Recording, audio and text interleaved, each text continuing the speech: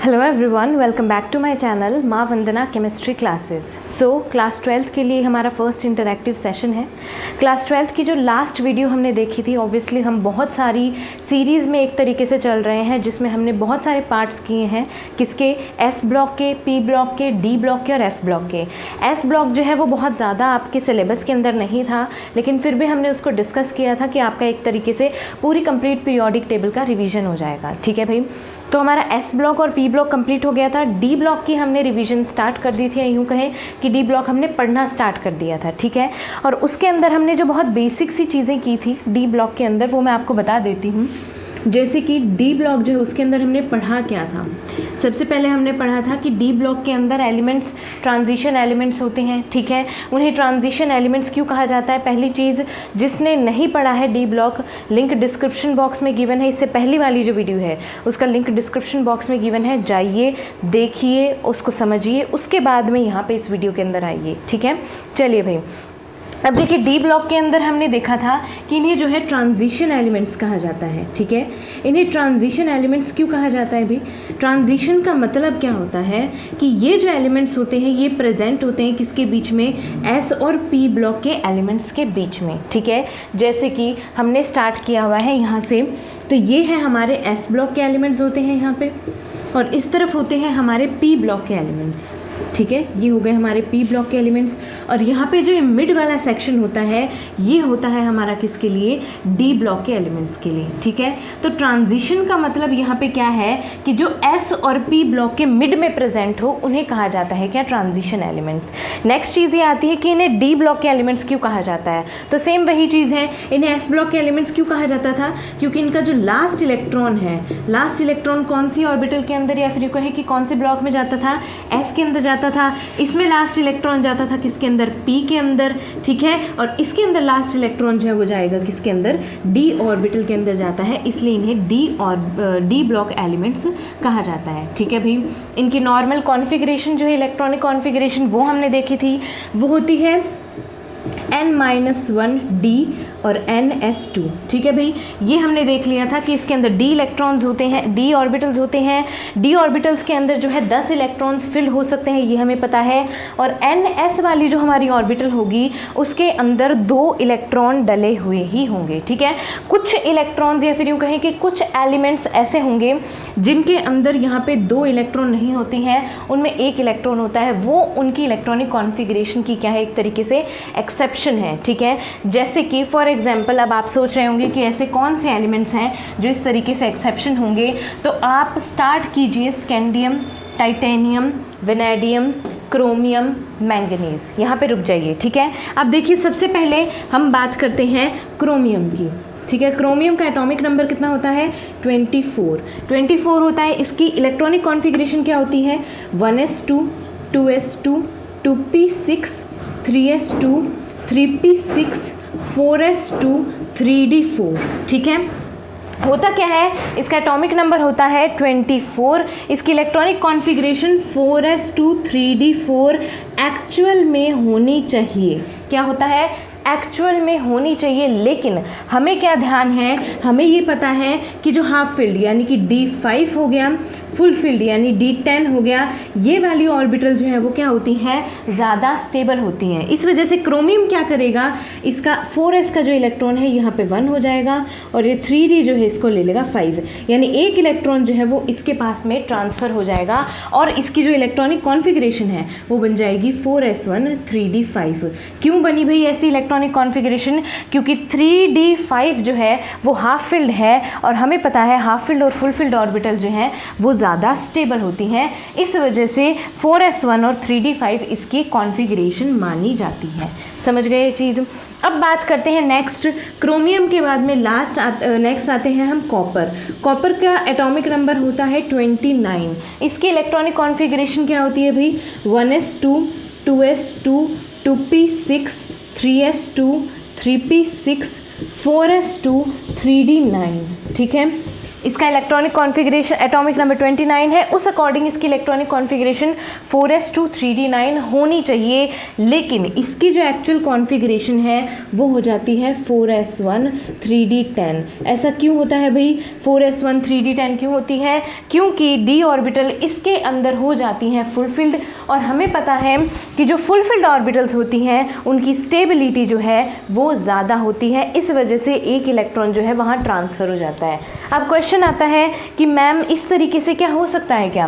हाँ जी, बिल्कुल हो सकता है, क्योंकि 4s और 3d ऑर्बिटल जो है इनके बीच में एनर्जी का डिफरेंस बहुत ज़्यादा नहीं है, इस वजह से क्या होता है इनके बीच में इलेक्ट्रॉन्स का ट्रांसफ़र एक दूसरे से हो सकता है। अगर हम इसमें n+l रूल की बात करते हैं तो उस अकॉर्डिंग दोनों में से पहले इलेक्ट्रॉन्स किसके अंदर फिल्ड होंगे ये भी हम देख लेते हैं। ठीक है, अब देखिए बहुत से स्टूडेंट्स को ये कन्फ्यूजन होता है कि मैम इलेक्ट्रॉन डलते तो 3d10 के अंदर है लेकिन वो निकलते पहले 4s में है, यानी कि जब भी हम इस पर चार्ज की बात करें, जैसे कॉपर +2 की बात करेंगे, है ना, कॉपर +2 की बात करेंगे तो ये +2 इलेक्ट्रॉन, 2 इलेक्ट्रॉन जो हैं वो निकलते पहले शुरू इसमें से होते हैं, दूसरा इलेक्ट्रॉन इसमें से निकलता है ना, तो मतलब निकलते तो पहले 4s में से है और डलते पहले 3d में है। ऐसा क्यों होता है भाई? ऐसा इसलिए होता है क्योंकि इनमें n+l के रूल को अप्लाई किया जाता है। ये है 4s, ठीक है, 4 + n+l रूल क्या है? अगर किसी ने भी नहीं पढ़ा है, किसी को नहीं जानकारी है, पीरियोडिक टेबल वाला जो चैप्टर है क्लास 11th के लिए, लिंक डिस्क्रिप्शन बॉक्स में गिवन है, जाइए उसे देख लीजिए, बहुत अच्छे से समझ आ जाएगा। ठीक है, n क्या है? यहाँ पे प्रिंसिपल क्वांटम नंबर जो भी प्रेजेंट है वो हमारे यहाँ 4 प्रेजेंट है। l क्या है? l की फिक्स वैल्यूज़ होती हैं s p d f। ठीक है, s के लिए l की वैल्यू होती है 0, p के लिए 1, d के लिए 2, f के लिए 3। ठीक है, तो यहाँ पे l यहाँ पे क्या प्लेस हो जाएगा? 0 और आ जाएगा 4। ठीक है, इसी तरीके से हम 3d की बात करते हैं। 3d के अंदर ये हो गया 3 प्लस क्या है, d की कितना हो गया? 2। d के लिए कितना है वैल्यू? 2 है, तो ये हो जाएगा टोटल 5। ठीक है, यानी कि n+l रूल के अकॉर्डिंग इसमें इलेक्ट्रॉन, इसकी जो टोटल वैल्यू है वो आती है 4, इसकी टोटल वैल्यू आती है 5। तो n+l रूल यही कहता है कि जिसमें हम कह सकते हैं कि जिसमें n+l की टोटल वैल्यू कम होगी उसमें से इलेक्ट्रॉन्स पहले निकलेंगे। समझ आ गई भाई ये चीज़? ये है हमारी टोटल n+l की वैल्यू का रूल, और साथ ही साथ में जो आपको बताया था मैंने बेसिक चीज़ है कि इनकी इलेक्ट्रॉनिक कॉन्फ़िगरेशन इस तरीके से होती हैं।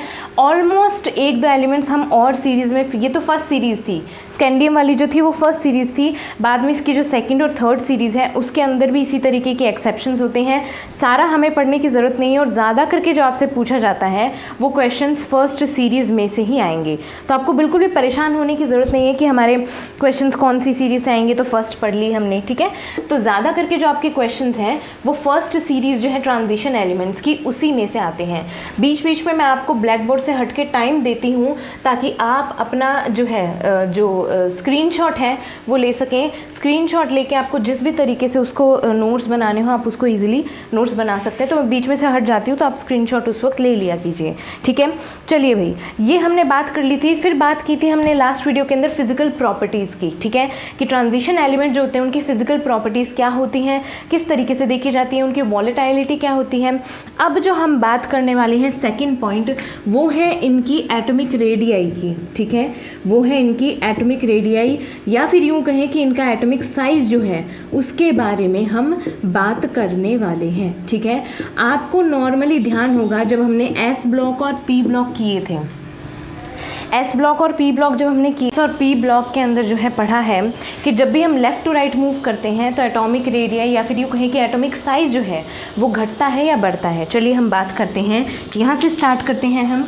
Scandium, titanium, vanadium, chromium, manganese, iron, cobalt, निकल, कॉपर एंड जिंक। ठीक है भाई, जैसे ही हम लेफ़्ट टू राइट मूव करते हैं स्कैंडियम टाइटेनियम से इस तरफ मूव करते हैं, हमने देखा था एस और पी ब्लॉक के जो एलिमेंट्स हैं उसके अंदर भी सेम यही कहानी थी कि लेफ़्ट टू राइट मूव करते हैं तब तो क्या होता है, एटॉमिक नंबर तो इनके बढ़ते जाते हैं। ठीक है, इसका एटॉमिक नंबर क्या है 21, इसका 22, 23, 24, 25, 26, 27, 28, 29 एंड देन 30। ठीक है भाई, अब होता क्या है, जैसे जैसे इनके लेफ़्ट टू राइट मूव करते हैं एटॉमिक नंबर तो बढ़ता जाता है, लेकिन इनकी जो शेल्स होती हैं वो नहीं बढ़ती हैं, यानी इनकी जो कोश है वो कोश और शेल्स जो है वो एक ही रहती है, उसी के अंदर इलेक्ट्रॉन आते रहते हैं, यानी डी ऑर्बिटल के अंदर ही इलेक्ट्रॉन आते रहते हैं और इलेक्ट्रॉन इसके अंदर क्या होते हैं, दूसरी शेल के अंदर नहीं आते हैं। तो होता क्या है, जब भी लेफ़्ट टू राइट मूव करते हैं इसमें इलेक्ट्रॉन बढ़ते गए। अब होगा क्या, जैसे जैसे इलेक्ट्रॉन बढ़ेगा वैसे वैसे न्यूक्लियर चार्ज जो है, ठीक है, वो बढ़ेगा, यानी कि न्यूक्लियस की जो पावर है वो इंक्रीज़ होनी शुरू हो जाएगी। जैसे जैसे न्यूक्लियस की पावर इंक्रीज़ होगी वैसे वैसे न्यूक्लियस क्या करेगा, ये न्यूक्लियस है, ये बाहर के जो इलेक्ट्रॉन्स हैं, यहाँ पे जितने भी इलेक्ट्रॉन प्रेजेंट होंगे, न्यूक्लियस अपनी पावर बढ़ने की वजह से इन इलेक्ट्रॉन्स को अपनी ओर अट्रैक्ट करना शुरू करेगा। अब जब ये इनको अपनी ओर अट्रैक्ट करेगा तो ऑब्वियस सी बात है साइज़ क्या होता जाएगा, छोटा होता जाएगा। इसीलिए सेम वही चीज़ है कि एस और पी ब्लॉक के जो एलिमेंट्स हैं उनके अंदर भी इसी तरीके से होता है कि लेफ़्ट टू राइट मूव करते हैं तो साइज़ जो है इनका क्या होता जाता है, डिक्रीज़ होता जाता है। ठीक है भाई, ये तो बात कर ली हमने पीरियड की। अब बात करते हैं हम किसकी, ग्रुप की बात करते हैं। ठीक है, यानी कि लेफ़्ट टू राइट जाते हैं तब तो ये कंडीशन हो गई है। अब जब हम बात करते हैं ऊपर से नीचे जाने की, एक ग्रुप में जाने की, तो ये क्या है, सेकंड वाला। फर्स्ट है इसके अंदर स्कैंडियम। अब इसके नीचे जाइए, नीचे जाएंगे तो कौन सा एलिमेंट आएगा, YR। ठीक है, ये आ गया YR। उसके नीचे जाएंगे तो कौन सा एलिमेंट आएगा, ठीक है, और उसके नीचे जाएंगे तो एक्टीनियम। ठीक है, अब देखिए जब हम इन एलिमेंट्स की बात करते हैं तो होता क्या है कि सबसे पहले तो YR नहीं है, सॉरी, ये Y है।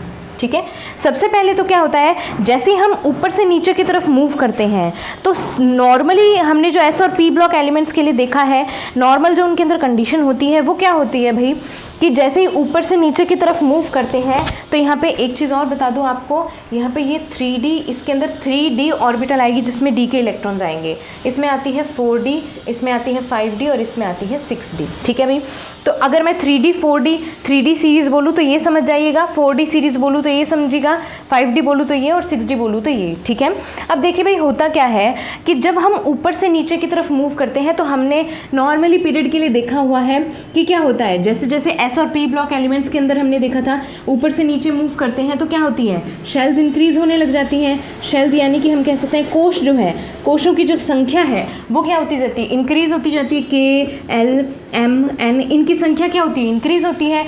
जब इंक्रीज होती है तो जिस वजह से इनका जो साइज़ है वो क्या होता जाता है, बढ़ता जाता है। वही चीज़ इसके अंदर होती है। कहाँ तक होती है, स्कैंडियम से हम शुरू करते हैं, स्कैंडियम से लेके Y तक, यानी 4D सीरीज़ वाला जो हमारा एलिमेंट है, जैसे हम यहाँ तक पहुँचते हैं तो क्या होता है, साइज़ हो जाता है इंक्रीज़।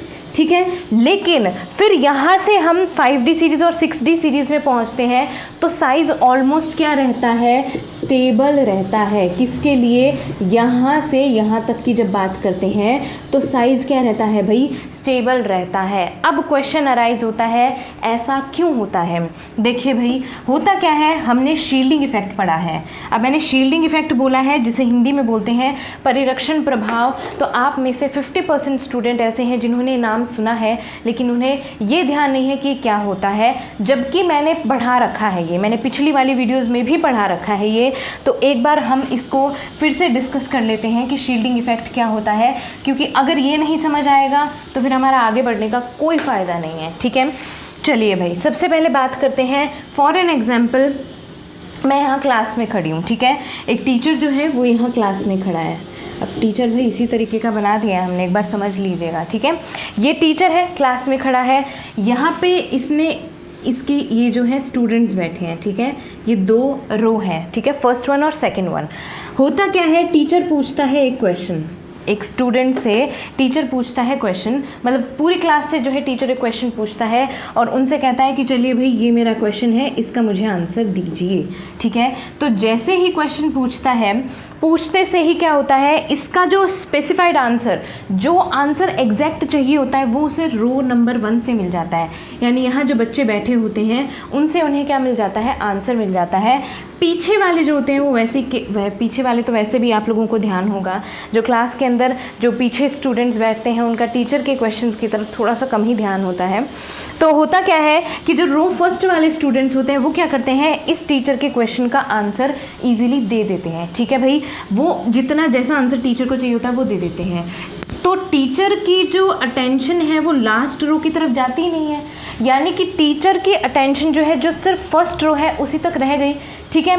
यानी कि हम कह सकते हैं कि फर्स्ट रो के जो बच्चे हैं उन्होंने टीचर को क्या कर दिया है, शील्ड कर दिया है अपनी नॉलेज से या अपने आंसर से, ठीक है। बिल्कुल वही वाली बात होती है न्यूक्लियस के साथ में, ठीक है। ये हमने आपको टीचर के रिस्पेक्ट में समझाया, बाकी न्यूक्लियस के रिस्पेक्ट में समझिए। एक बार मैं यहाँ लिख भी देती हूँ, शील्डिंग इफेक्ट, शील्डिंग इफेक्ट जिसको हिंदी में बोला जाता है परिरक्षण प्रभाव। अब देखिए भाई, मात्राओं में थोड़ी सी मिस्टेक हो सकती है, वो आप थोड़ा सा एडजस्ट कर लीजिएगा, ठीक है। चलिए, परिरक्षण प्रभाव।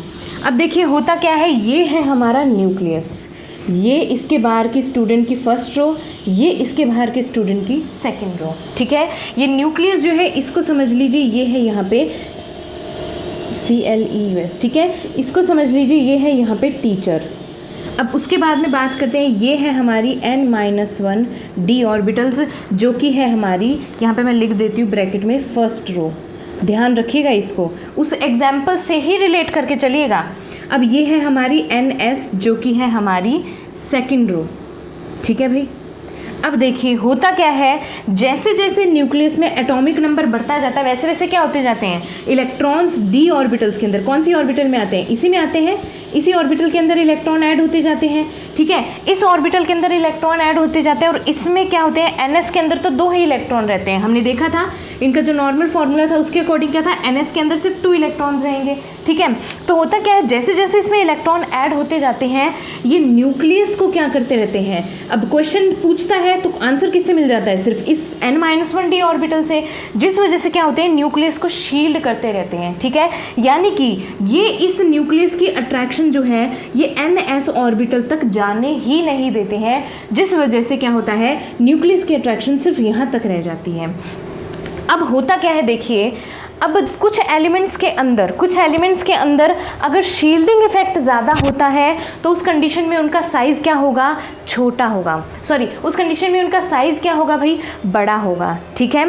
यानी कि जिसके अंदर शील्डिंग इफेक्ट ज़्यादा होगा, जिन भी एलिमेंट्स के अंदर शील्डिंग इफेक्ट ज़्यादा होगा, शील्डिंग इफेक्ट जिनमें ज़्यादा होगा उनका साइज़ क्या होगा भाई, बड़ा होगा। क्यों होगा बड़ा, क्योंकि ये सिर्फ d ऑर्बिटल तक अट्रैक्ट रहेंगी, ये वाली जो बाहर वाली शेल है ये तो खुली रहेगी, जिस वजह से साइज़ क्या होगा, बड़ा होगा। लेकिन जिनके अंदर न्यूक्लियर चार्ज ज़्यादा होगा, जिनके अंदर न्यूक्लियर चार्ज ज़्यादा होगा उनका साइज़ होगा छोटा। क्यों भाई, न्यूक्लियर चार्ज, अगर इसका न्यूक्लियस का चार्ज सच में बहुत ज़्यादा होगा, शील्डिंग इफेक्ट नहीं लग रहा होगा, तो उस कंडीशन में NS ऑर्बिटल के जो इलेक्ट्रॉन है उनको भी वो अपनी तरफ अट्रैक्ट करेगा, उनको अपनी तरफ अट्रैक्ट करेगा तो साइज़ क्या होता जाएगा, कॉन्ट्रैक्ट होता जाएगा, सिकुड़ता जाएगा और छोटा हो जाएगा, ठीक है। यानी कि न्यूक्लियर चार्ज, सिर्फ अगर किसी एटम के अंदर न्यूक्लियर चार्ज लगेगा तो उसका साइज़ हमेशा छोटा होगा, और अगर किसी एलिमेंट के अंदर सिर्फ शील्डिंग इफेक्ट लगेगा तो उसके अंदर साइज़ उसका क्या होगा, बड़ा होगा। लेकिन होता क्या है, यहाँ की जो 4D 5D और 6D सीरीज़ के एलिमेंट्स की जब हम बात करते हैं तो इनके अंदर क्या होने लगता है भाई, ऑब्वियस सी बात है, हमें पता है कि लैंथेनाइड्स और एक्टिनाइड्स आते हैं तो इनके अंदर कौन से एलिमेंट आने लग जाते हैं, कौन से इलेक्ट्रॉन आते हैं, 4f वाले आने लगते हैं। और f ऑर्बिटल्स के पास में इतनी कैपेबिलिटी नहीं होती है कि वो शील्डिंग इफेक्ट बहुत ज़्यादा लगा सके, ठीक है। इस वजह से होता क्या है, ये जो 3 एलिमेंट्स होते हैं इनके अंदर क्या होता है, 4f के इलेक्ट्रॉन्स आ जाते हैं और साथ में इनमें न्यूक्लियर चार्ज भी लगता है, ठीक है। होता क्या है, 4f के इलेक्ट्रॉन्स और न्यूक्लियर चार्ज दोनों क्या कर देते हैं, एक दूसरे को बैलेंस कर देते हैं, ना कि यानी कि ना तो ये ज़्यादा शील्डिंग लगा पाता है ना ये ज़्यादा न्यूक्लियर चार्ज लगा पाता है। दोनों जब बैलेंस हो जाते हैं, दोनों में खींचातानी होती है, यानी न्यूक्लियस तो बाहर के इलेक्ट्रॉनों को अंदर खींचने की कोशिश करता है और जो 4f के इलेक्ट्रॉन्स प्रेजेंट होते हैं वो उसको खींचने देते नहीं हैं। यानी कि आप मान लीजिए कि यहाँ पे कुछ स्टूडेंट्स खड़े हैं, इनके बीच में जो टग ऑफ वॉर हो रहा है, टग ऑफ वॉर मतलब कि जो रस्सा खींची वाली जो होती है ना, वो उसको बोला जाता है टग ऑफ वॉर। तो एक यहाँ से खींच रहा है, एक यहाँ से खींच रहा है, दोनों बैलेंस्ड अगर खींच रहे होंगे तो क्या होगा, ये रस्सी ना तो यहाँ खींचेगी ना यहाँ खींचेगी, वहीं की वहीं रहेगी। बिल्कुल कंडीशन सेम इसी के साथ में है। न्यूक्लियस ना तो उन्हें अंदर खींच पाता है ना ही उन्हें बाहर रह पाता है, इस वजह से इनका साइज जो है वो शील्डिंग इफेक्ट और न्यूक्लियर चार्ज को बैलेंस करने की वजह से क्या हो जाता है, ऑलमोस्ट स्टेबल हो जाता है या फिर इक्वल हो जाता है। इसलिए 5 स्कैंडियम से जब शुरू करते हैं तो इट्रिबियम यहाँ तक आते हैं, तब तक तो इनका साइज़ क्या होता है, इंक्रीज़ होता है, क्योंकि यहाँ पे कोई भी 4f इलेक्ट्रॉन इंक्लूड नहीं होते हैं। और जैसे हम यहाँ से नीचे जाते हैं 4d 5d और 6d सीरीज़ के अंदर, तो इनका साइज़ क्या होने लग जाता है, ऑलमोस्ट स्टेबल हो जाता है, ना बढ़ता है ना घटता है। क्यों? क्योंकि इनके अंदर शील्डिंग इफेक्ट और न्यूक्लियर चार्ज स्टेबल हो जाते हैं। ये है भाई शील्डिंग इफेक्ट का आपका मेन बेसिक कंसेप्ट। ठीक है भाई, अब जल्दी से हम बात कर लेते हैं आगे की शील्डिंग इफेक्ट, या फिर यूँ कहें कि हाँ, एक चीज़ और बता दूँ आपको, मेन बेसिक चीज़ तो मैं बताना ही भूल गई। ये जो यहाँ पे कॉन्ट्रैक्शन लगता है, यानी कि यहाँ पे जब न्यूक्लियस आ गया है, f ऑर्बिटल जो है वो इनको कॉन्ट्रैक्ट करते हैं, तो ये जो कॉन्ट्रैक्शन लगता है जिससे साइज छोटा होने की कोशिश करता है, इसे कहा जाता है लेंथेनॉइड कॉन्ट्रैक्शन। Lanthanoid contraction. ये लेंथेनॉइड कॉन्ट्रैक्शन कौन सी कंडीशन में होगा, जहाँ पे लेंथेनाइड होंगे वहाँ पे लेंथेनाइड कॉन्ट्रैक्शन होगा, जहाँ पे एक्टिनाइड शुरू हो जाएंगे वहाँ हो जाएगा एक्टिनॉइड कॉन्ट्रैक्शन। ठीक है भाई, ये है आपकी बेसिक चीज़ इसके अंदर। ये जो चीज़ है बहुत इम्पॉर्टेंट है, स्टार लगा लीजिएगा इसको। बहुत बार एग्जाम्स के अंदर 1 नंबर में या फिर डेफिनेशन की फॉर्म के अंदर ये पूछी जाती है कि लेंथेनाइड कॉन्ट्रैक्शन क्या होता है। लेंथेनाइड कॉन्ट्रैक्शन ऑलमोस्ट हम देख चुके हैं यहाँ पे क्या होता है। एक चीज़ और बता दूँ आपको, शील्डिंग इफेक्ट जो होता है वो s ऑर्बिटल का, शील्डिंग इफेक्ट जो है s ऑर्बिटल का सबसे ज़्यादा होता है, फिर p ऑर्बिटल का होता है, फिर d ऑर्बिटल्स का होता है, और फिर f ऑर्बिटल्स का होता है। ठीक है भाई, समझ आ गई ये चीज़। ये है हमारा शील्डिंग इफेक्ट, नॉर्मल बेसिक चीज़। ये हमने एटॉमिक साइज़ के अकॉर्डिंग इसको पढ़ लिया है। अब नेक्स्ट बात करते हैं इसकी आयोनाइजेशन एंथैल्पी की। आयोनाइजेशन और एंथैल्पी और ऑक्सीडेशन स्टेट जो है वो दोनों एक दूसरे से रिलेटेड हैं, तो हम इनको उसी तरीके से बात करेंगे। ठीक है भाई, अब देखिए सबसे पहले आप मुझे ये बताइए कि आयोनाइजेशन एंथैल्पी होता क्या है। आयोनाइजेशन एंथैल्पी क्या होता है भाई? आयोनाइजेशन एंथैल्पी वो एंथैल्पी होती है या फिर वो पोटेंशियल होता है जो एक एटम में से, या फिर यूँ कहें कि गैसियस एटम में से, जिसको हिंदी में बोला जाता है विलगित गैसीय परमाणु, आइसोलेटेड गैसियस एटम में से एक इलेक्ट्रॉन को रिमूव करने के लिए जो एनर्जी रिक्वायर्ड होती है वो कहलाती है क्या? आयोनाइजेशन एंथैल्पी, या फिर इसको आयोनाइजेशन पोटेंशियल से भी डिनोट किया जाता है। ठीक है, अब फॉर एग्जाम्पल मान लीजिए कि हम लेफ़्ट से राइट मूव करते हैं किसी भी सीरीज़ के अंदर, तो उनमें उनका साइज़ क्या होता जाता है भाई? छोटा। साइज़ छोटा होता जा रहा है, मतलब न्यूक्लियस की अट्रैक्शन काफ़ी ज़्यादा लग रही है। न्यूक्लियस की अट्रैक्शन लगेगी तो वो इलेक्ट्रॉन ईजिली नहीं छोड़ेगा, इस वजह से वहाँ पे आयोनाइजेशन एंथैल्पी क्या होगी? ज़्यादा होगी। यानी जिनका साइज़ छोटा होगा उन्हें हमें ज़्यादा एनर्जी देनी पड़ेगी इलेक्ट्रॉन को निकालने के लिए। ठीक है, यानी कि जब भी हम स्कैंडियम, टाइटेनियम, वेनेडियम की बात करेंगे, लेफ़्ट टू राइट जब हम ट्रांजिशन सीरीज़ में मूव करेंगे तो उनकी आयोनाइजेशन एंथैल्पी का मान जो है, आयनन ऊर्जा का मान जो है वो क्या होगा? ज़्यादा होगा भाई। ठीक है, अब हम ऊपर से नीचे की बात करते हैं।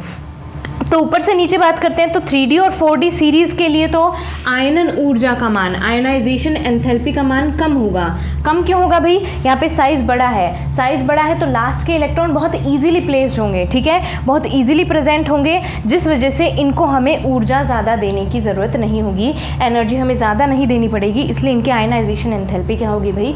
कम होगी। ठीक है भाई, अब जैसे ही हम 4D 5D और 6D सीरीज़ से ऊपर से नीचे की तरफ मूव करेंगे, यहाँ पे इनकी आयोनाइजेशन एंथैल्पी का मान क्या रहेगा भाई?